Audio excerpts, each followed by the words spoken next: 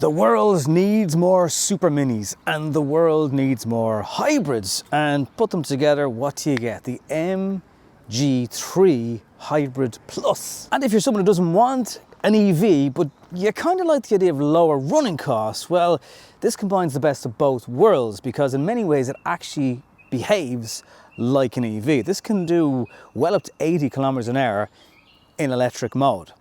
Here's how it works. 1.5 petrol engine, just under 2 kilowatt hour battery, which is tiny, but actually the electric motor gets a lot of the work into this car. A lot of hybrids that work this way, the petrol engine is constantly topping it up, and it still does do that, but actually this thing is really capable of doing decent speeds in EV mode, including cruising along at 80 kilometers an hour.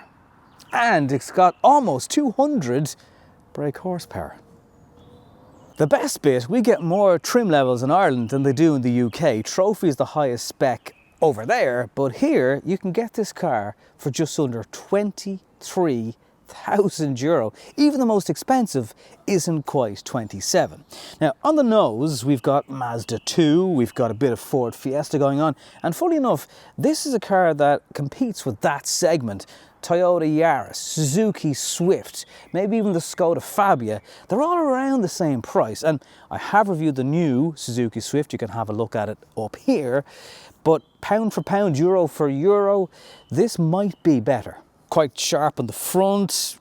Is it the most modern looking of cars? I don't necessarily have a problem with it. It's sitting on 16-inch alloys, which does great things for comfort. It's 1, 2, 3, 4 steps long, so if you want a car that can park, this might be for you. Now it also has, including the highest spec, up to 360 view cameras that even come on and give you a 3D description of the car when you're turning corners, so that is quite cool. It's also not massively tall. I'm not massively tall, but I can see over the top of this, and the boot for a Super Mini is pretty good. Oh, and wiper. Okay, boot, 293 litres. Little bit of storage space underneath here, but not huge amounts. But remember, you don't have to use cables to charge this thing. You don't have to charge it at all, so you don't necessarily need that extra space. As Super Minis go, nothing extra, kind of the standard, very much on a par with the Yaris and the Suzuki Swift for space. So, as we say in Ireland, it's grand. I'm not going to tell you there's oodles of space back here when there isn't, but in, again, Super Mini terms, it's quite standard. There's no armrest, there's a bit of a sloping roof line, and there's harsh plastics all around, but name me a Super Mini that doesn't have a lot of those features. However, I'm 175 centimeters, this seat is all the way back, I have plenty of space for my knees, I have reasonable support underneath me, and I can fit my feet under the seats. That's further aided, if you were in the middle, by a reasonably flat floor, one USB-C charging port, and yeah, it's probably more for two people. The windows aren't gigantic. I can't really complain though, as much as I can't also add on points. It's a standard rear area in a Super Mini. Oh, and there's things in the back of the seats. How do you charge extra for them? So if this is a baby MG4, does it feel like an MG4 up front? In many ways it does. Same steering wheel that weirdly just goes up and down, doesn't go in and out. So that might be an issue for you depending on how your seat works. So use that in the dealership before you sign on the dotted line. 10.25 inch screen, another large one here. 3 levels of regen that go on. You've got climate control, which is unfortunately behind the screen, although you have a couple of buttons here that will turn that on and off. There is a shortcut to bring you to it, and heated seats and steering wheel. This version has nav. You'll probably use your phone's version of that. If you are using your phone software and you want to get back into climate control, you've got to come back out of a menu, so that's a bit under here. You'll fit a large bottle of Volvic in the door bin. There's good storage all around, actually. Little dividers here that you can clip in and out, same under the armrest. You do actually get an armrest, which is a nice addition, because some Super Minis you don't. Just a jog wheel. Again, we've seen these in all the other MG electrified versions. 3 speeds gearbox, Most of the time, to be honest with you, it's in EV mode, so it is very, very quiet. It's generally quite smooth. Maybe in parking and slow-moving traffic, it's a little bit jerky if it needs to rely on the petrol engine to work in between the two of them. Yes, there are some questionable plastics around the place. This weird vinyl feeling tartan is a bit strange.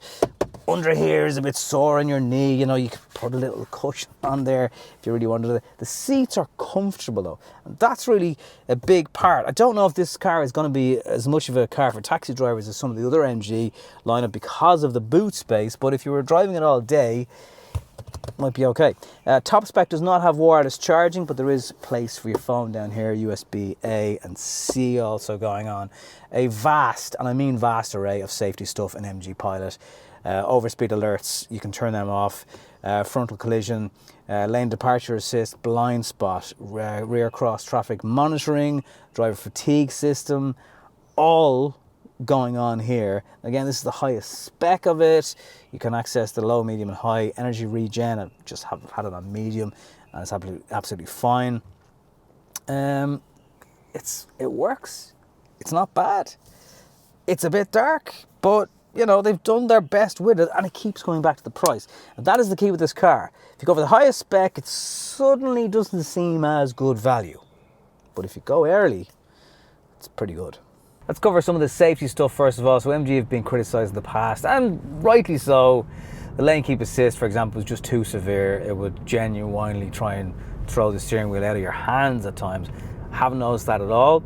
The speed monitor, even the beeps and that, I've left it on because they're not too intrusive. The indicator isn't as loud as I had in the MG4, for example. Yes, you can manually turn these things down. People have left me comments about that, and I do love when people leave me comments on the channel, but who wants to change the volume on an indicator? That should just, you know, be something that's sorted straight away. This car will deliver, according to the MG's figures, over 60 miles per gallon. Reality, I'm getting about 54.3 miles per gallon. That's just about 5 litres per 100 kilometres. Kind of standard, sort of a lot of Toyota will deliver when it comes to hybrid technology. You got to bear in mind as well, this car's 92 brake horsepower.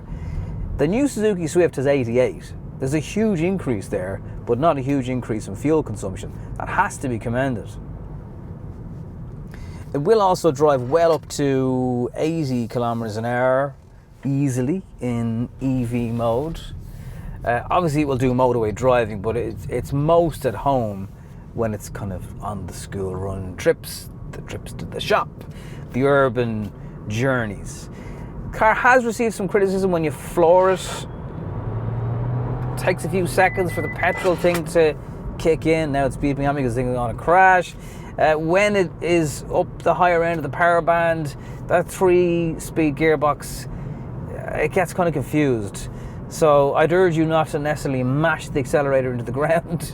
The transition can wait a little bit from electric to petrol. If you're not as severe with it, it's not as obvious.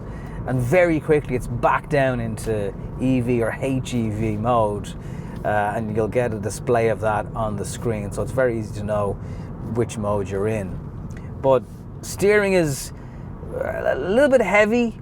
There's a weight to it. I don't mind that. I like a kind of heavier steering setup. You might expect a city car though to have a really light steering setup, so try that before you buy. I remember years ago Fiat Punto had a city mode button on the steering wheel, and that made everything a bit lighter for parking and things like that. But it's not the biggest car in the world. It's not massively heavy, but it's just something that might bug you. It depends. Pulling away from a set of lights, it's not difficult to do it in silence. And when that happens, you could be driving an MG4. And speaking of that car and just MGs in general, I mean, Ireland is a very small country compared to the UK when it comes to car sales. But if you have a look at what MG have done in the last 3 years, the sales have taken off. And that tells you they're doing something right. Do they know something that, for example, Ford don't? They've cancelled the Fiesta. MG bring out a new version of the MG3. And super minis, they're something that, you know, we all grew up on a diet of Polos and Corsas, and these cars do still exist. Maybe we don't see as many of them anymore, but the fact that this is lower to the ground, there's less body roll, it handles better as a result. And if you don't need a bigger boot, I mean, some of these crossovers will obviously give you a much bigger offering there. If you treat this car right and you drive it gently, you're going to experience something very smooth, economical, and just a car that's easy to live with, easy to park, easy to get around in. And that for me is the essence of a great Super Mini.